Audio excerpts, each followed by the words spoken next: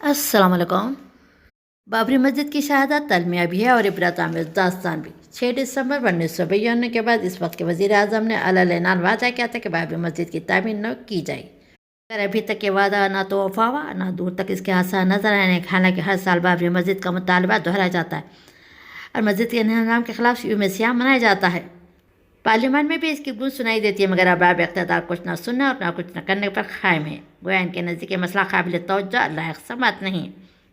سامعین، حالانکہ 23 سال کا عرصہ کم نہیں گیا، مسئلہ کا حل نکالنا چاہے تو لہٰذا وقت کا تقاضا کے بعد پھر صورتحال کا جائزہ لیا جائے تاکہ بابری مسجد کے بازیابی تعمیر نو کی مشکلات کا اندازہ لگایا جا سکے، یہ سمجھایا جا سکے ہمیں کس طرح کے افراد کیسے اور ماحول سے واپس واسطہ ہے۔ سامعین، میرے عقیدے میں ضرورت اور وقت جب حق کے ساتھ جمع ہو جاتے پھر خدا کے اس بنائے ہوئے سقف نیلگوں کے نیچے کوئی شے ایسی نہیں جو اعلان کے لیے مجبور ہو سکے۔ میں نے سچ ہے کہ یہ خود اپنی غفلت اور خود فراموشی کی بدولت اپنی وہ رفت و عظمت میں کھو چکے، اب ان کی عظمت و جلال کی حقیقت بھی تاریخ کا ماضی کا افسانہ بن کر رہ گئی۔ خدا نے ان کو جس منصب عظیم و ذلیل پر سرفراز پر تھا، اس کی قدر ہم نے نہیں کی، نہ پہچانی، خود اپنے ہاتھوں اپنے شرف عزت کا خلا پارا پارا کر خدا نے دنیا میں ان کے سامنے گرایا تھا، لیکن افسوس کہ خود دنیا کے سامنے گر گئے۔ خدا نے ان کو صرف اپنی چوکھٹ پر جھکایا تھا، لیکن ہم نے انسان کی چوکھٹ پر جو بادشاہی کی۔ جب اللہ اس کے کلمہ حق کی خدمت کی جانب سے کے دل غافل ہو گئے تو دنیا نے بھی ان کی طرف سے آنکھیں بند کر لی۔ بلا شبہ ایک حقیقت ہے سامعین، باوجود ہم اپنی تمام کوتاہیوں اور درماندگی کے ابھی آپ کے خدمت کے مالک آپ کی سعادت اور ثقافت کے باغ اپنے ہاتھوں میں رکھتے ہیں۔ دیکھو قدرت الہی کی ایک ایسی ہولناک نشین ہے جو ایام الہی کی گزشتہ نشانوں کی یاد دلاتی ہے۔ غفلت کی دنیا اور غرور انسان کی بستی پر بجلی کی طرح چمکی ہے۔ رب الافواج کہتا ہے کہ میں اپنے ہاتھ کی جلال سلط اور جبرت کا انتقام کو نمایاں کروں گا۔ یہ اس کی آواز کی ایسی گرج، اس کی دست جلال کا ایسا معجب وار ہے کہ جو ہزاروں برسوں کے عصیان و تمرد کے بعد ظاہر ہوتا ہے۔ اس بجلی کی معنی جو سب کھیتوں پر گرتی ہے، اس طوفان کی طرح جو ایک زمین پر چڑھتا ہے اپنا کام پورا کر دیتا ہے۔ اس کا قانون ہے جو ہمیشہ سے ہے، کبھی اس پہ تغیر نہیں ہو سکتا۔ اس قانون استحکام تبدیلی نے آباد بدلیاں، بستیاں اجاڑی، عمارتیں منہدم کی، قوموں کو ہلاک کیا، مملکتوں کے بیان اور بسے بسائے شہروں کو نابود، نئی آبادیوں سے اپنی زمین کو معمور کر دیا۔ سامعین، قرآن میں اللہ تعالیٰ کہتے ہیں کہ کتنی آبادیاں جنہوں نے اپنے پروردگار اور اس کے رسولوں کے صداقتوں سے سرتابی کیا اور عصیان و طغیان پر اترائے، تب ہم نے بڑی ہی سختی کے ساتھ ان کے کاموں کا حساب لیا اور بڑے سخت عذاب میں گرفتار کیا۔ سامعین، وہی قانون ہے جس کے اندر سے خدا کا دست قہر پھر چمکا اور اپنی زمین کے موجودہ مالکوں سے ان کے کاموں کا حساب لینا چاہ رہا ہے، جیسا کہ پچھلوں سے لیا گیا ہے۔ پھر اللہ تعالیٰ قرآن میں کہتا ہے کہ ہم نے طغیان و عصیان کی پیدائش میں اگلی قوموں کو ہلاک نہیں کیا، بس اسی طرح ہم پچھلی قوموں کو ان کے مانند عذاب میں مبتلا کریں گے۔ یہ ہمارا قانون ہے کہ ہم اپنے مجرموں کو ساتھ ایسا ہی کیا کرتے ہیں۔ سامعین، دستور ہند اثر ثابت ہوا، عدالت نظام جیسے مفلوج ہو گیا ہے، نام نہاد سیکولر عناصر جیسے ملک میں موجود نہیں تھے۔ جمہوریت نے فطرت کے آگے ہتھیار ڈال دیے۔ ملک کے وزیر اعظم اس وقت ہوئی جب ریاستی حکومت نے شیطانی کردار پوری طرح ادا کر لیا۔ اب بابری مسجد کے ملبے پر ایک نام نہاد مندر کے عاجلانہ طور پر دیواریں کھڑی کر دی گئی۔ یو پی کے وزیر اعلیٰ نے اپنے استعفیٰ پیش کر دیا۔ بعد ازاں عدالت عظمیٰ نے اپنے حکم امتناعی کے خلاف ایک دوسرا حکم امتناعی جاری کیا کہ ایوان انصاف کی بنیادیں متزلزل کر دی۔ اب کسی ہوش مند اور دیانتدار آدمی کے لیے کہنے کی کیا گنجائش ہے کہ بابری مسجد کے موقع پر موجود ان شرپسندوں نے اپنے بل بوتے پر گرایا تھا، جو اپنے مسجد کا سنگی کتبہ بھی لے گئے تھے، جو مسجد کی تعمیر کے وقت 1628 میں مسجد کی بانی نے لگوایا تھا، جس میں واضح طور پر شہنشاہ باربر نے اس کے سپہ سالار بھی باقی کا نام بھی درج تھا۔ سامعین، یاد ہے کہ ان تفریح کاروں کا سیوک خدمتگار کا نام دیا گیا تھا، جو مسجد کو شہید کرنے کے لیے مختلف علاقوں سے آئے تھے اور سرکاری انتظامیہ کے بحفاظت گھروں تک پہنچا گیا تھا۔ سوال پیدا ہو گیا کہ کیا مجرموں کے ساتھ یہی سلوک کیا جاتا ہے؟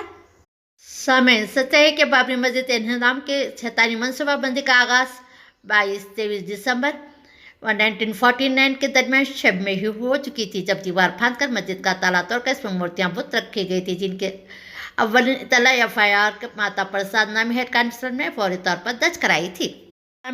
بابری مسجد کی گزشتہ 23 سالہ تاریخ جن واقعات و حوادث سے عبارت تھے۔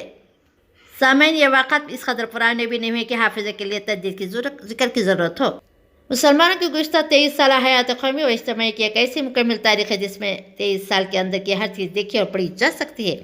الخصوص حق و باطل، اصلاح و فساد کی باہمی آوازش، حق کے قدرتی لازمی خواص، فتح و نصرت کے ظہور، اعلان کے لیے بس کرتا ہے کہ حق جاگ اٹھائے، اور جب وہ جاگ اٹھتا تو پھر باطل کے لیے امن و بقا نہیں۔ مسئلہ بابری کے واقعے کو دنیا خواہ کچھ بھی سمجھے، لیکن ہم نے ایک ہی چیز کو دیکھا ہے اور ہمیشہ اس کے ایک ہی طرح کی سزائیں سنی۔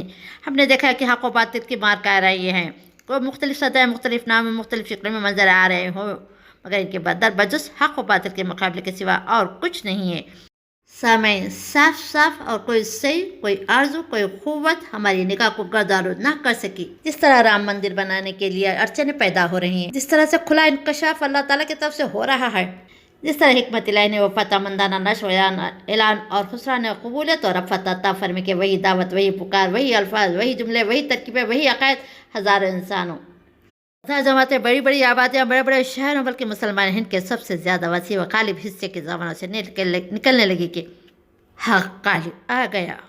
سامعین، اور سلطان حق کے قہرمانیت و شہنشاہی آگے سر بزود ہو جانے کے لیے مجبور ہو گئے۔ سامعین، ان المناک حالات کی تاریکی میں امید اور امراد کی روشنی بھی کیسی تابندہ و نمایاں ہے۔ کون کہہ سکتا کہ آثار اپنے پیچھے کیسا روشن طلوع رکھتے ہیں۔ دنیا کی نظریں غیر معلوم مدت سے حق و باطل کے انگنت موقع دیکھ چکی ہے۔ اس موقع میں بھی کیا دیکھا؟ کس کے ساتھ اللہ تھا، جس نے اس کے تنزل کی جگہ عروج، ادبار کی جگہ اقدام، کس کی جگہ فتح اور ذلت رسوائی کی جگہ عظمت و رفعت بخشی۔ کون تھے جن کو روز بروز ناکامی و نامرادی، ذلت و خسران کے سوا کچھ ہاتھ نہ آیا؟ کس کے ساتھ سچائی جو ہمیشہ ہے؟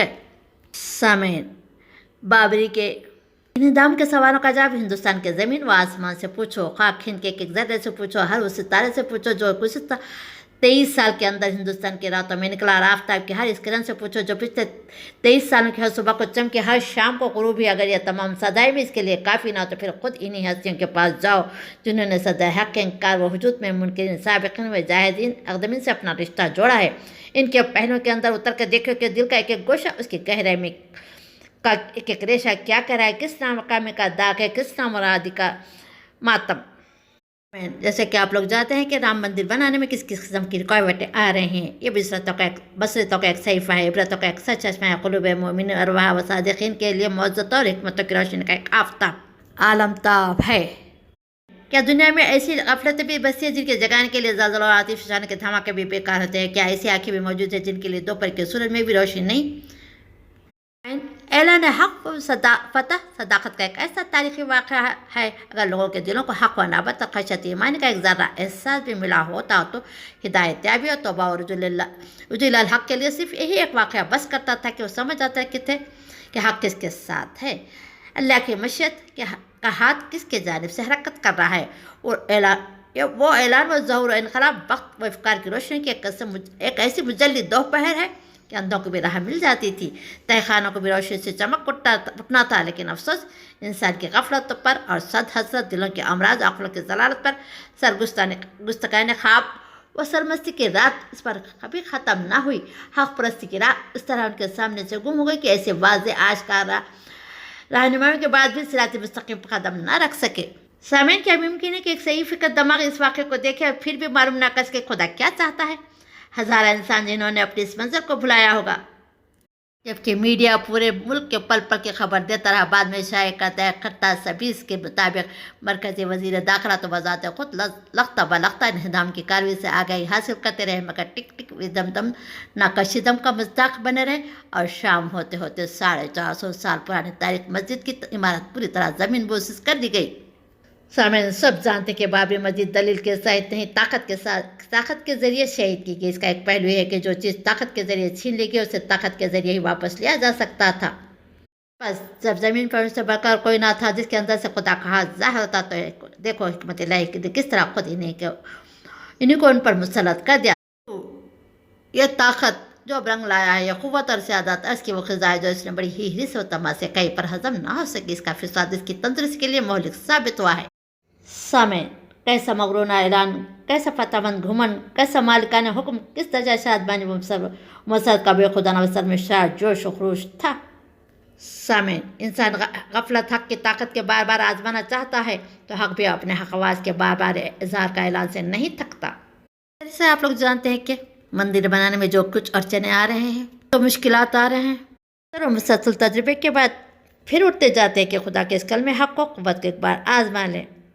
بلکہ ان کوششوں اور تدبیروں کی انتہا ہے جو معیشت علاقے کے مقابلے میں انسان کا کوئی کردہ کر سکتا ہے۔ ان لوگوں نے سمجھا کہ اگر ہم ایک مرتبہ آخر جان بازانہ کوششوں کا سامان کرنے کا تو ضرور خدا کو شکست دے دیں گے، کیونکہ انسانوں کی طرح لڑتے لڑتے ہوئے بھی تھک جا سکتا ہے۔ اگر بہت زیادہ روپیہ، بہت زیادہ سازشیں، بہت زیادہ انسان، بہت زیادہ انسانی تدبیروں کا مواد جمع کر لیا جا سکے تو کیوں نہ خدا کو بھی ہار مان لینے پڑے گی۔ چنانچہ مہینوں سے طرح طرح کے سامان کیے جا رہے ہیں، بڑے بڑے دعوے، بڑے بڑے اعلانات سننے میں آ رہے ہیں۔ اب دیکھنا ہے کہ اس کی آخری مہر کا نتیجہ کیا نکلتا ہے۔ کیا کلمہ حق اور جماعت کی پچھلی فتح مندی صرف اس لیے کہ بہت زیادہ سامان اس کے حریفوں نے نہیں کیا تھا، اب زیادہ سامان کر کے اس کو شکست دے دی جائے گی؟ کیا وہ خدا کو ایودھیا آنے سے نہیں روک سکتے ہیں؟ اس کے آنے اور نمودار ہونے کی رائے ہمیشہ ایسی رہتی جن کا انسان کو وہم و گمان بھی نہ ہوتا ہو۔ یہ وہی حق و باطل کا مقابلہ ہے جو برسوں سے ہو رہا ہے۔ یہ وہی اشخاص و جماعت کے فوائد کی مرکز ہے جس کا میدان حادثے سے گرم ہے۔ یہ وہی اصلاح الفساد کی قوت و ضعف کا فیصلہ ہے جو اگرچہ اول روز سے ہو چکا مگر آخری فیصلہ غالباً ابھی باقی ہے۔ بس قریب ہے کہ حق ظاہر ہو اور کچھ دینے کی جس کلمے کے ساتھ اللہ کی مشیت و حکمت شامل ہے وہ اپنی آخری فتح مندی کا اعلان عام کرتے۔ سامعین، اللہ تعالیٰ قرآن میں کہتا ہے، لوگوں تم اپنی جگہ کام کیے جاؤ، ہم اپنی جگہ کام کریں، پھر نتیجہ کا انکار کرو، ہم بھی انتظار کرنے والے ہیں اور تمہارے پروردگار ان کاموں سے غافل ہیں جن میں تم لگے ہوئے ہو۔